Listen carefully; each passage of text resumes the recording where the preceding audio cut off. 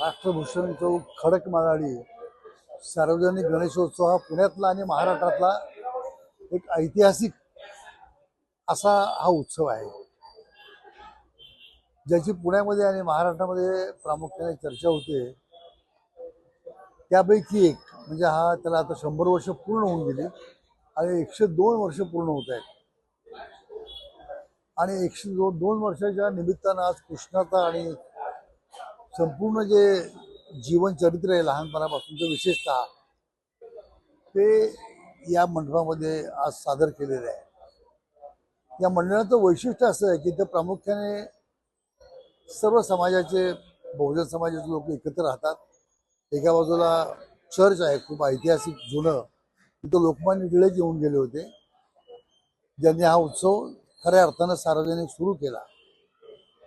असं हे मंडळ आणि या ठिकाणी राष्ट्रीय सामाजिक राजकीय सांस्कृतिक प्रबोधन मनोरंजन याचं हे केंद्र आहे।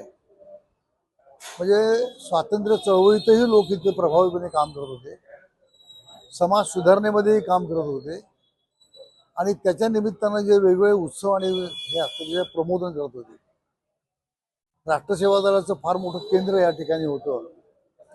त्या ठिकाणी साने गुरुजींचे विचार ज्या राष्ट्रसेवा दलाच्या माध्यमातून होत होते, अशी अनेक मंडळी या ठिकाणी कार्यरत होती आणि राष्ट्रसेवा दलाचं कलापथक जे महाराष्ट्रभर प्रसिद्ध होतं, त्यात प्रामुख्याने लालजी कुलकर्णी आणि त्याच्याबरोबर जगप्रसिद्ध अभिनेते निळू फुले हे याच परिसरातले अनेक कलावंत, एनाक डॅनियल सारखा अकॉर्डियन वादक तोही याच परिसरातला। असं एक वैशिष्ट्यपूर्ण हे केंद्र आहे। पाठीमागे विठ्ठल रुक्मिणीचं मंदिर आहे आणि वारकरी संप्रदायाचं भजन कीर्तन पूजन ही परंपरा जुनी आहे। भारूड वगैरे चक्री भजनाची परंपरा फार मोठी आहे आणि या सगळ्या परंपरांच्या मध्ये काही विशिष्ट नेत्यांनी पिढ्यानपिढ्या इथं सहभाग घेतला।